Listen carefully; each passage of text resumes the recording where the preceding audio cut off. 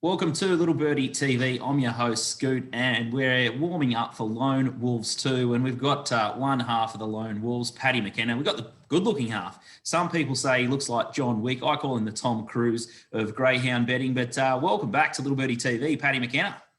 Thanks, Scoot. Thanks for having me. Mate, a little bit of an off-air chat, and your voice is very, very croaky. It must have tipped a couple in down at the Bull. Yeah, it's been 10 days since the Bull, and my voice still hasn't come back, so that probably gives you an indication about how hard we went. But yeah, hopefully it's good by Thursday night. Otherwise, the listeners might have trouble understanding what I'm saying. Mate, you're on fire last time in November for Melbourne Cup Night, you and Troy. Wow, you set a pretty big benchmark. You took 133K bank for 588 members, and you launched it to 505,000. And the net result was that I had to shave my melon and bleach it peroxide. So I looked like a canary until the toner kicked in. But that was a little bit of enjoyment for you. But what was the feeling like of getting that bank to $500,000?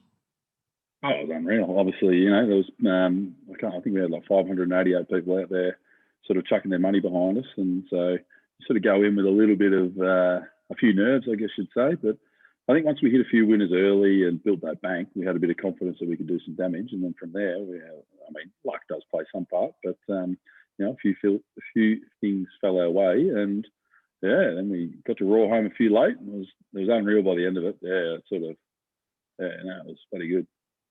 Do you think it's harder in the stream room betting with other people's money, that expectation?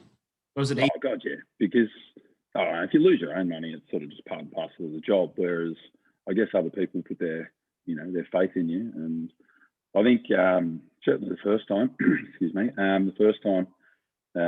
there was certainly nerves because people don't really know who you are. You sort of got to justify why you're on the stream, justify why you're betting a big bank with other people's money. And, you know, I'm quite sure that there's plenty of Twitter warriors out there ready to launch in and have a crack at us. It was good that we could sort of just show our wares. And I felt that even if we did the dough, that people could sort of understand sort of how we go about it. And that's what we sort of want to convey to the listener. Just let them get a bit of an understanding about us as greyhound punters, how we sort of map a race and, you know, what we're trying to achieve in terms of taking the right price point.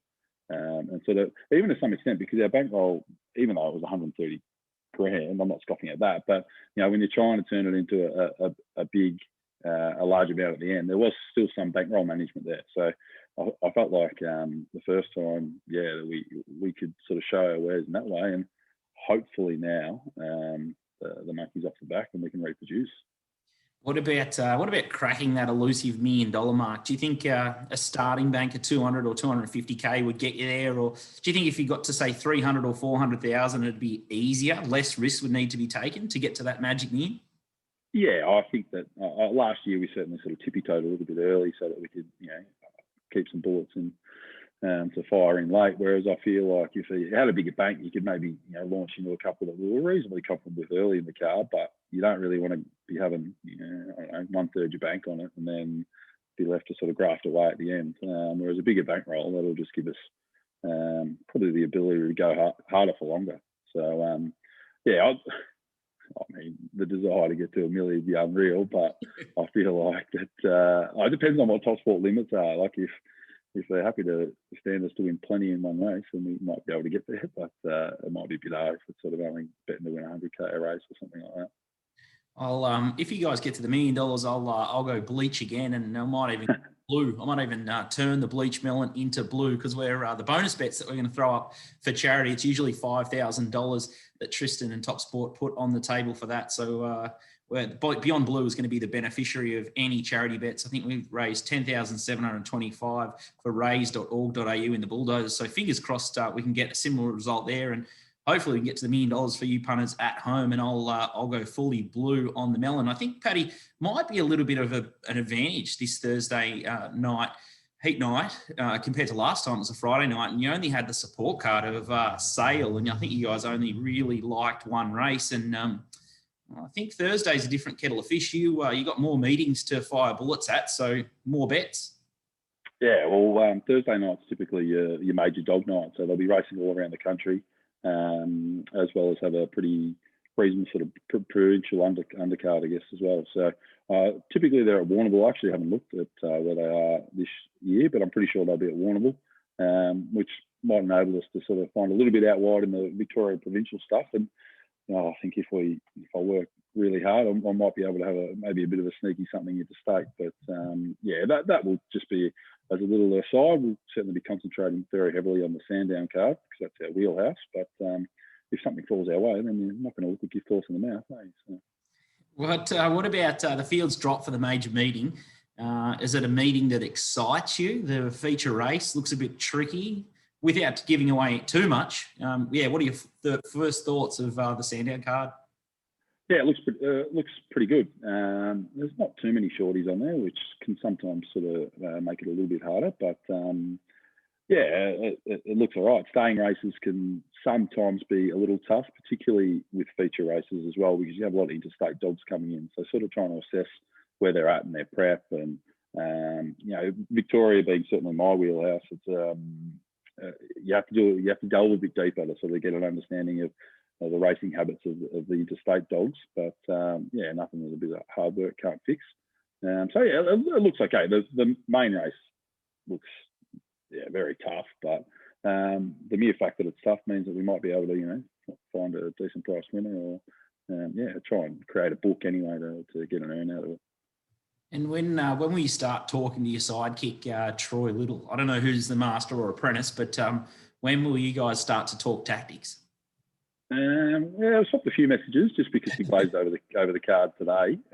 Just a bit of an initial, what do you think? And I think Troy probably, he's got the little nippers that sort of put a bit of a dent in his time. So he'll might get to it a bit later than I will, but we'll probably start touching base over the next few days and discuss sort of initial markets, what we like, and whether or not we think the price can hold up, or whether or not we have to sort of bet with some of our bank early just to get something on if there's any particular overs. But we'll be in pretty regular dialogue over the next sort of 3 or 4 days.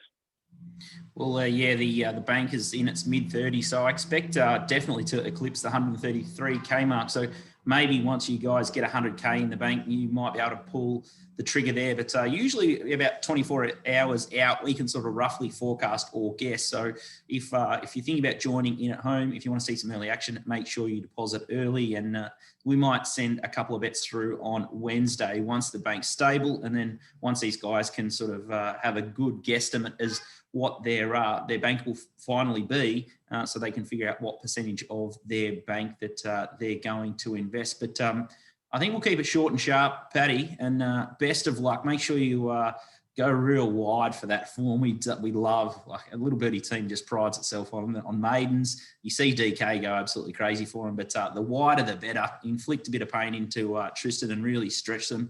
Make their traders work very, very hard. But they've upped the ante with the deposit bonus, the deposit buy-in. Instead of $500, it's $1,000. So that's definitely music to your ears. It's music to mine. I've already put my $1,000 in.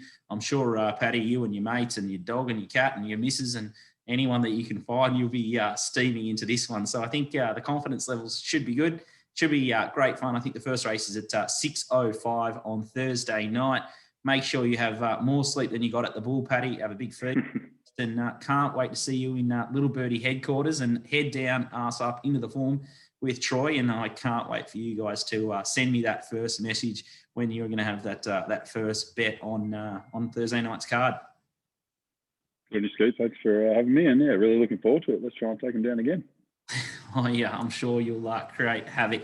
All right, thanks, guys. That's it. Make sure you head to littlebirdiepod.com and head to Lone Wolves 2. All the information there to join the stream is there. If you've got a TopSport account, you can do a shortcut there and go to the My Accounts and Benefits section on the website, or the mobile website only. You can't deposit via the app, so make sure you check out the My Benefits, go to live stream and head to Lone Wolves 2, and you can choose to deposit either 1 or 20 units up to that maximum of $1,000. Can't wait to see you on Little Birdie TV on the YouTube channel, and we will give you more updates closer to jump. See you guys.